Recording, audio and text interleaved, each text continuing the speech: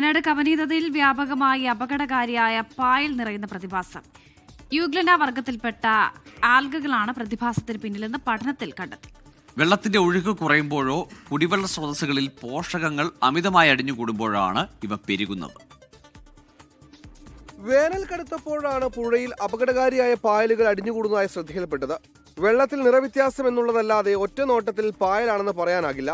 ഈ നിറവ്യത്യാസം യുഗ്ലനോയിഡ് ആൽഗകളുടെ അമിതമായ വളർച്ച മൂലമാണെന്നാണ് ഗവേഷകർ പറയുന്നത്. നമ്മുടെ വേനൽമല ഇപ്പോൾ ഭയങ്കരമായിട്ട് ചൂട് കൂടിയിട്ടുണ്ട്. അതോടൊപ്പം തന്നെ പുഴയിലേക്ക് ന്യൂട്രിയൻ്റ് ലോഡ് കണ്ടമാനം എത്തിച്ചേർന്നിട്ടുണ്ട്. അപ്പോൾ ഇതിൻ്റെയൊക്കെ ഫലമായിട്ട് ചെറു ആൽഗകൾ കണ്ടമാനം വളർന്ന് ഈ പറയുന്ന ന്യൂട്രിയൻസ് ഒക്കെ ഉപയോഗിച്ച് കണ്ടമാനം വളർന്ന് പ്രൊഫറേറ്റ് ചെയ്ത് ഒരു ലെയർ പോലെ അതിൻ്റെ മോഡൽ കാണപ്പെടുന്ന ഒരു പ്രതിഭാസമാണ് ഇപ്പോൾ അവിടെ സംഭവിച്ചിരിക്കുന്നത്. വളർച്ചയുടെ പ്രാരംഭഘട്ടത്തിൽ ഇവയുടെ സാന്നിധ്യം വെള്ളത്തിന് പച്ചനിറമാണ് നൽകുക. കാരണം ചെടികളിലേതുപോലെ ക്ലോറോഫിൽ തന്നെ.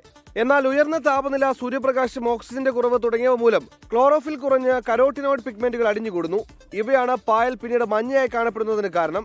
പൊതുവെ ഇത് ആൽഗകളുടെ പ്രതിരോധ പ്രതികരണമാണെങ്കിൽ കൂടി ഇവയുടെ അമിത സാന്നിധ്യം കുടിവെള്ളത്തെ രൂക്ഷമായി ബാധിക്കും.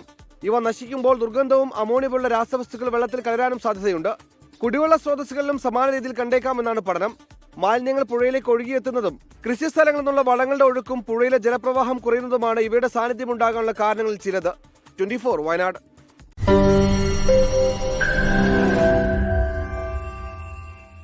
ലോകത്തെവിടെയായാലും ഏത് സമയത്തും 24 വാർത്തകളും ഓഗ്മെന്റഡ് റിയാലിറ്റി പാക്കേജുകളും എക്സ്പ്ലെയിനറുകളും വിശദമായി കാണാൻ ഞങ്ങളുടെ യൂട്യൂബ് ചാനൽ നിങ്ങൾക്ക് സബ്സ്ക്രൈബ് ചെയ്യാം.